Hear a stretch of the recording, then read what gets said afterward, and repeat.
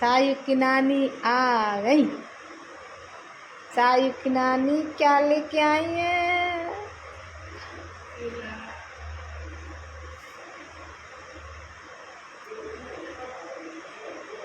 चाय की चाय बना रही हूँ। नाना नानी आ गए हैं गाइस।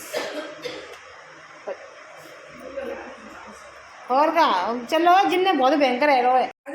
ला पाछी लेते ओ बेलाड़ो ला वीडियो बना बैठ कैसी गई है? जाओ सायु कौन आया है? कौन आया है? ला नानी। और कौन? नानू नानू नानी। नाना नानी नाना नानी बाओ के दो बाओ। वाओ आशीर्वाद आशीर्वाद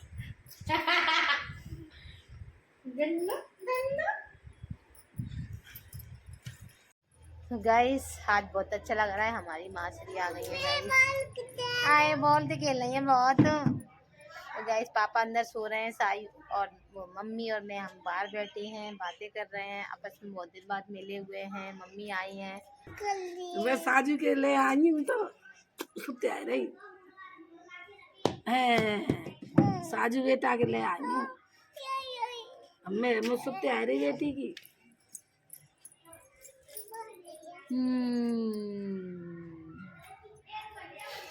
आज मैं साजू बॉल खेल रही है। बॉल से आई हो गाइस।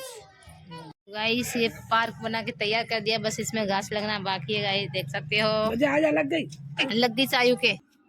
तो गाइस मम्मी पापा आ चुके थे 24 तारीख को। तो रात को सायु के पापा की हुई थी बहुत ज़्यादा तबीयत खराब। रात में इनको फीवर जुकाम खांसी एकदम से बहुत ज़्यादा बढ़ गया था। वैसे तो तबीयत इनकी कई दिन से ख़राब थी। दवाई ले लेके ऐसे ही काम चला रहे थे, लेकिन आराम नहीं मिल रहा था। मैंने इनसे बोला था कि अच्छे से कोई दवाई ले लो, तो ये ना लापरवाही बहुत ज़्यादा करते हैं, दवाई वगैरह नहीं लेते हैं।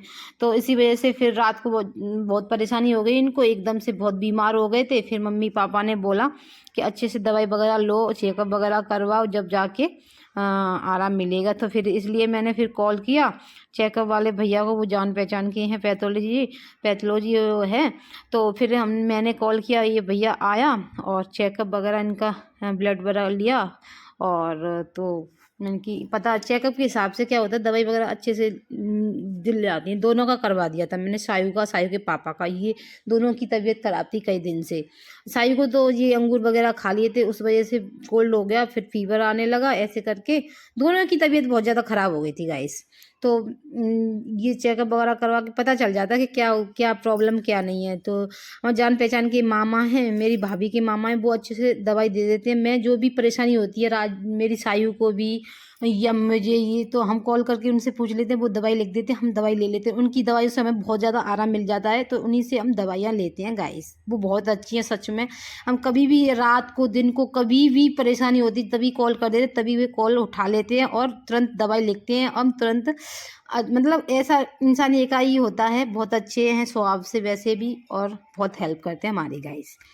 तो गाइस यहाँ पर सैंपल ले लिया है और यहाँ पर सब मम्मी पापा मेरी सास वगैरह बैठी थी, तो बातें भी चल रही थी। तो आपस में इग्नोर करना जो भी कुछ बातें चल रही थी गाइस। तो मैं आपको आगे बता देती हूँ कि आज के दिन इतना सारा पैसा वेस्ट मतलब गया है घर से।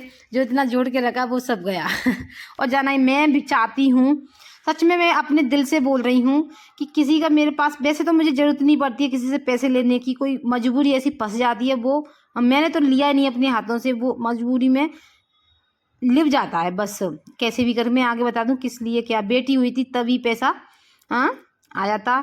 एकदम पैसा एकदम ख़त्म हो गया था, क्योंकि 6 लाख रुपए एक साथ में इंसान कहाँ से लाए। इतनी तो इनकम भी नहीं है हमारी, तो इस चक्कर में 6 लाख रुपए हमने पहले ही खर्च कर दिए। फिर डिलीवरी हुई थी, उसी वजह से पैसा ख़त्म हो चुका था। मम्मी पापा से भी बहुत सारा पैसा आया था, फिर थोड़ा थोड़ा करके सबने दे दिया था। मांगा था मेरे हस्बैंड ने, इसी वजह से वो दिया था। वैसे कोई देने को तैयार भी नहीं था, कोई कह रहा था ब्याज पे ले ले।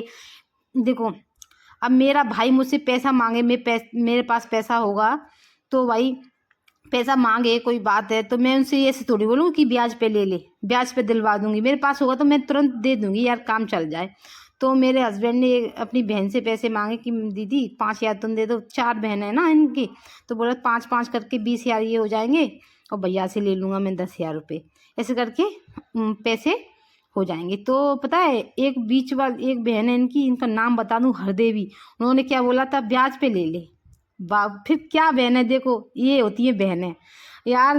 मैं सुन के झटका सा लग गया, मैं तो लेट ही थी उस वक्त, मेरी डिलीवरी हो गई थी, तो मैं तो बोल ही नहीं थी कुछ। उन्होंने बोला तो ये शांत हो गए थे कि ब्याज पे। फिर मम्मी बोली थी मेरी, ब्याज पे पैसे लेंगे तो कहीं से भी ले लो, फिर तो मुझे कोई भी देगा, तुमसे थोड़ी लेंगे हम ब्याज पे पैसे लेंगे, तो ये नवल पैसे लेंगे ब्याज पे तो तुमसे लेंगे, हर किसी से ले लेंगे, फिर तो ब्याज पे तो कोई भी देने तैयार हो जाएगा, तो रिश्तेदारी का मतलब फ़ायदा ही क्या है। तो भाई साहब सुन के मतलब ऐसे ऐसे मेरे साथ वो हुए हैं, तो फिर मन नहीं करता है लोगों से बोलने का, ये सब करने का। बस प्रभु की कृपा से भगवान ने सब कुछ अच्छा बनाया है, बेटी दे दी, सब कुछ है, अच्छे से कमा रहे हैं, खा रहे हैं बस।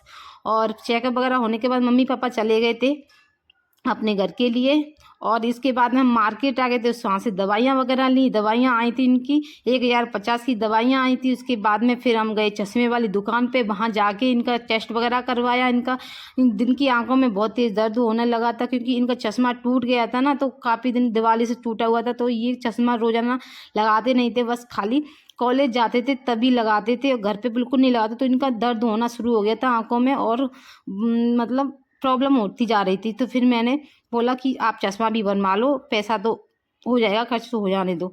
तो फिर ये हम लोग आ गए थे चश्मे की दुकान पे। इनका मतलब नंबर बढ़ गया था, पता है बढ़ गया है पता नहीं, मुझे तो 0.5 था। उसी हिसाब से इनका चश्मा बनाया था, फाइबर का, बहुत अच्छे से मतलब अच्छे क्वालिटी में बनवाया था। तो 1,700 का इनका चश्मा, और 1,050 की दवाइयाँ, 850 की चेकअप, और 18,000 रुपये उसी दिन पापा के हाथ से मैंने जेट का हिसाब करवा दिया था। क्योंकि मैं चाहती नहीं हूँ, मैं किसी का पैसा खाना नहीं चाहती हूँ 1 रुपया भी।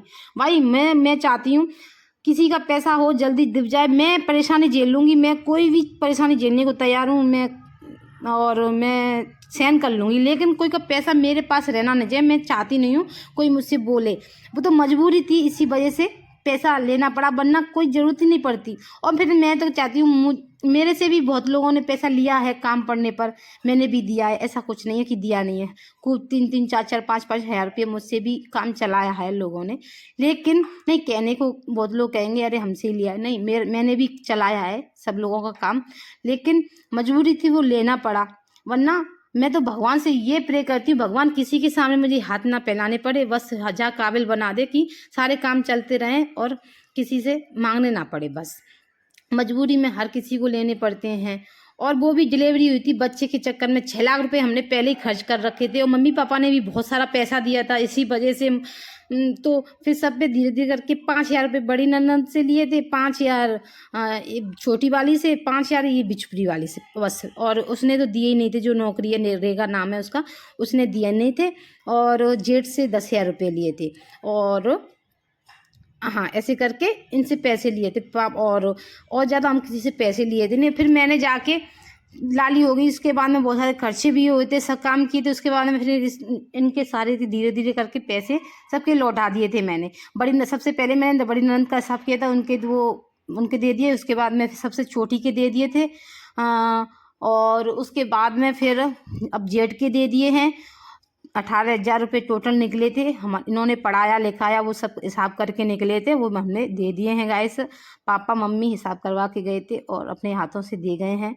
अब हमारे पास किसी का पैसा नहीं रहा, हमसे कोई बोल नहीं सकता कि हमारा पैसा नहीं दिया। 5,000 रुपये और रह गए हैं, वो बिचपुरी वाली ननद जो ब्याज मांग रही थी उसके, बस उसके और दे देंगे अगले मंथ में।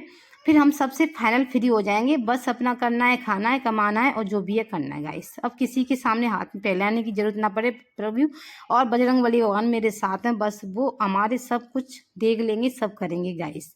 उनके ऊपर हमारी उम्मीद टिकी रहती है, वो हमारे, हम उनके हैं। बस हमारा कोई ना हो, अरे कोई साथ ना दे, कोई भी नहीं, ऊपर वाला साथ देना चाहिए। और किसी की मुझे ज़रूरत नहीं है तो गाइज आज का ब्लॉग पसंद आया हो तो लाइक शेयर सब्सक्राइब जरूर करके जाइएगा। आगे मिलेंगे एक नए ब्लॉग के साथ, तब तक के लिए bye bye, love you guys. आइए देखो क्या